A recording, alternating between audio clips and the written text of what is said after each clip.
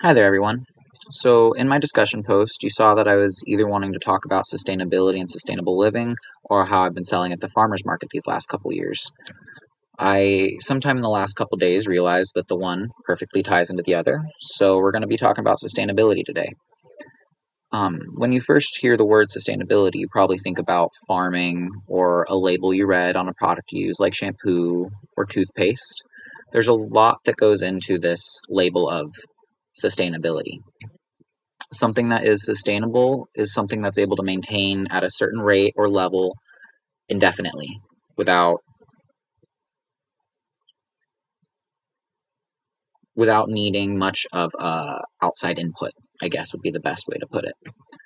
When I first started learning about sustainability, my easiest way to grasp it was food.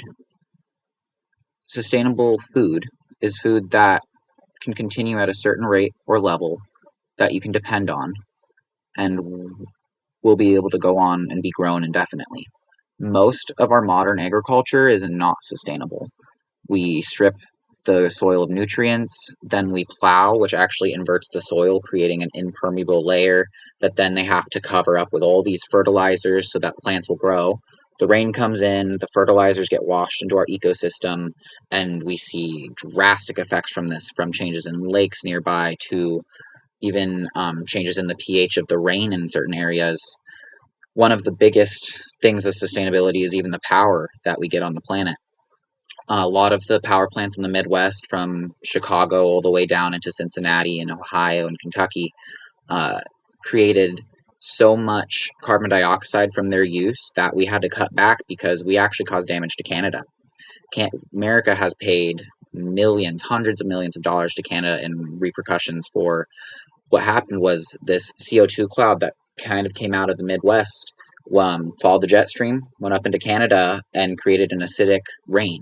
So it wasn't like the movies. It wasn't like everything was melting, but the plants taking in acidic rain shrivel up. The pH in the water it's too acidic. It erodes most, if not all, of organic compounds. So what happened was acidic rain over a lake. The next day, the lake was filled with floating fish because they aren't able to function. They aren't able to process with this higher level of pH. That indicates that where our power comes from is not sustainable, because if that keeps cranking, that keeps going on, it releases the CO2. We see more and more effects like this. We trap gases and heat in our environment. I'm sure you've all heard of climate change. All of these topics I'm covering have hours of information that you can delve into. It's too much. Um, but so right there, most of us, unless we have a solar panel system on our property, are not getting our power in a sustainable way. It can't go on forever. That's the basis of sustainability. The next biggest thing I think most of us need to worry about is food. So most of us probably go to the grocery store like Costco or Safeway, Country Air, we get our groceries, and we go home, we eat them, we don't think much about it, besides maybe, oh, I had to pay a little too much for that. And this is okay, and there's nothing wrong with this, but it's not sustainable. So when you go to Safeway or you go to Costco and you buy something there, you have to think about, how did this item I'm buying get here? Most likely it was either flown by plane, which released a mass amount of carbon emissions from the fossil fuels it burns, or by semi.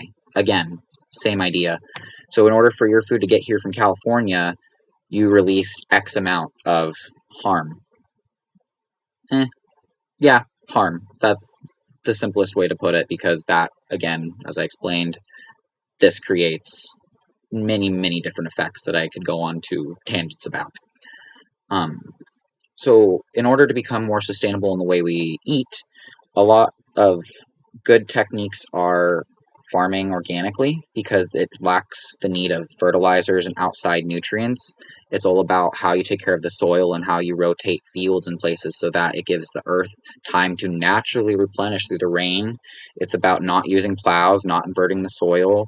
Um, and then, so now you've got food grown organically, grown sustainably. Now, how do you get it?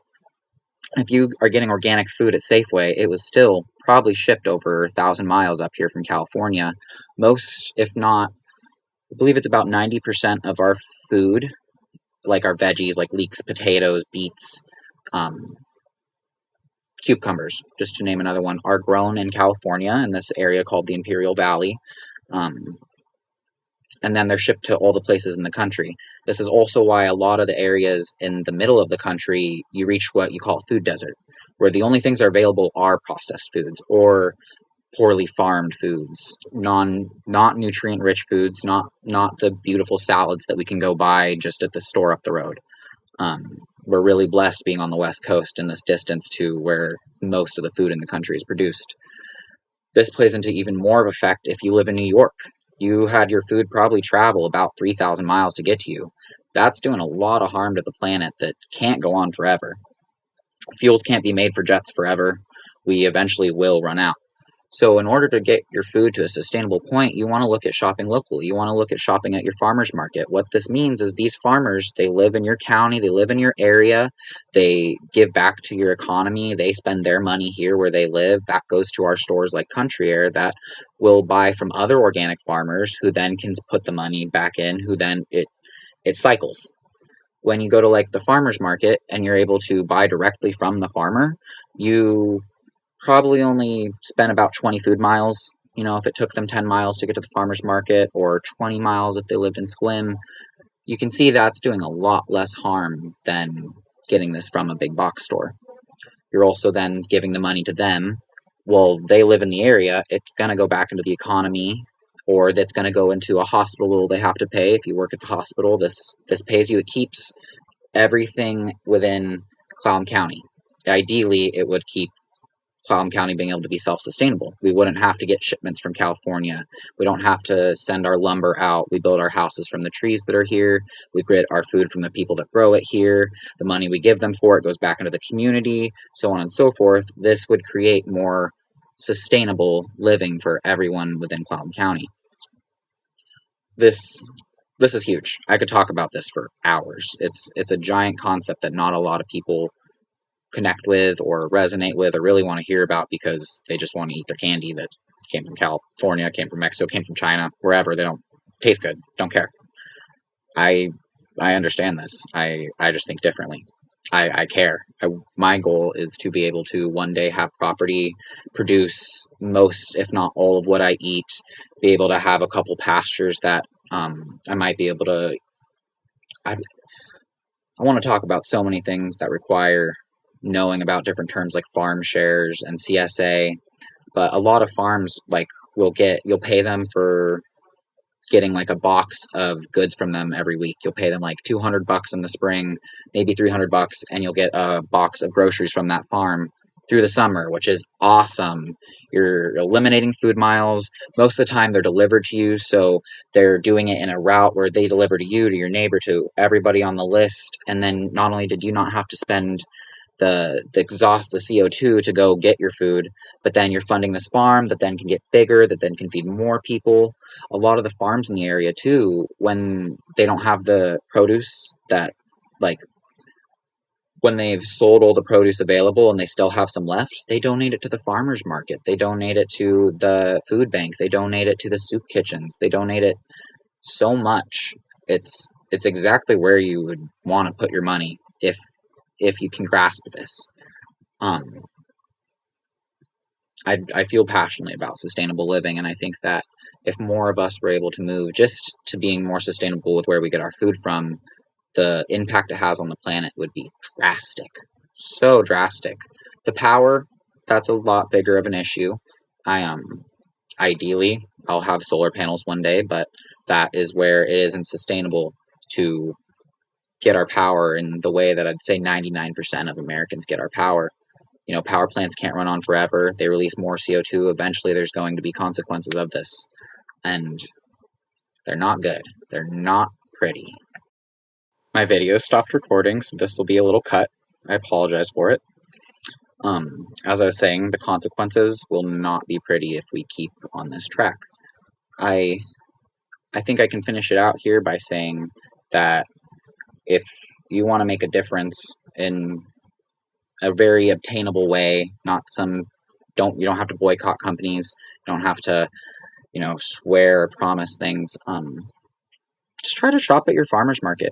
Try to support those people that might be your neighbor who are making a product that isn't harming the planet nearly as much as another one.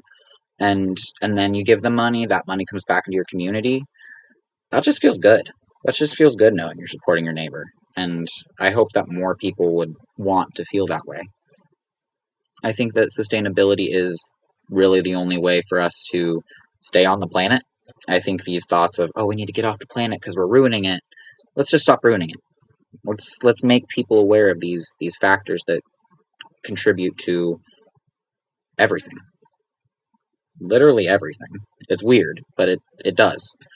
I yeah, I am not quite sure how to end this, besides I wanted to share that I discovered this website while I was in biology. My teacher mentioned it. It's called thefootprintnetwork.org. This will ask you a whole bunch of questions about how you live, the type of car you drive. I didn't even get into that. Um, how your bathroom works. If you're on the usual indoor plumbing, this isn't sustainable. This goes to a person who has to monitor it, remove certain things from it, and then most of the time it gets treated and flushed back into our system. For the longest time, Canada, Victoria, just across the water, was just dumping their sewage into the straits. It was legal in Canada to do that. Boats would veer from the US waters, go into Canada, cruise ships would dump everything, and eventually we stopped this because it was starting to wash up on Port Angeles. It was changing how low tide smelled. It was gross. And we were like, no, we know we're putting stuff in the water too, but at least we treat it. Let's at least get Canada to do that, which this is better than just dumping everything right into the water, but still, it's not sustainable. There are so many ways and systems that are built upon each other that if you change the thing at the bottom, they don't exist anymore. That's why there's such a lack of information out there. Big companies want you to buy from them. They don't want you to know it's bad to buy from them or any of the repercussions that happen just from buying from them, let alone what that company might do with the money you give to them.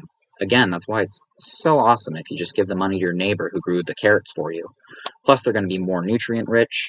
There's not going to be fertilizers that they use that wash into the nearby streams that then cause these effects like the pH change or animal life dying. I can't quite think of anything else I wanted to cover. As I said, there is so much information out there about living sustainable. There's even certain processes of farming called vertical farming. You see this a lot in more countries where space is more precious, like in a lot of places in Asia.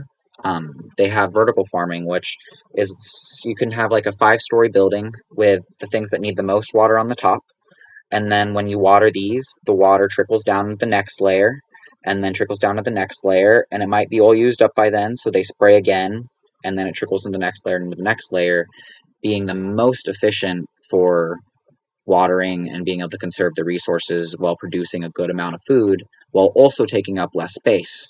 They'll put the items that need more heat towards the top so they get naturally heated without having to pay to heat a greenhouse. If you pay to heat a greenhouse, there's many different greenhouse systems. Don't come for me. Just that. I think if more companies in agriculture decided to do more vertical farming, it'd be drastically different. We wouldn't be worrying about destroying our native grasslands. Let me tell you what I'm talking about. Most of the temperate grassland biome in America, this is what we consider the Great Plains.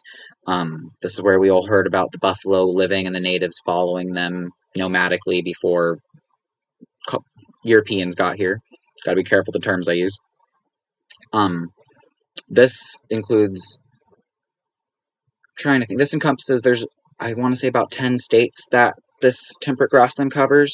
Well, 95% of that temperate grassland has been converted to agriculture because it grows great there. But then after growing, it's stripped of nutrients and it needs a rest period. And this is where it really causes harm for the planet when it doesn't get that rest period. They just put fertilizer, they invert the soil, this changes the permeability, this creates runoff. Like I was saying, there's so many issues that can come from modern agriculture. This is why one would want to be more sustainable. I hope that this was informative. I'm not sure if I just went off on a tangent. yeah, I look forward to hearing the feedback, and thank you for hearing about sustainability.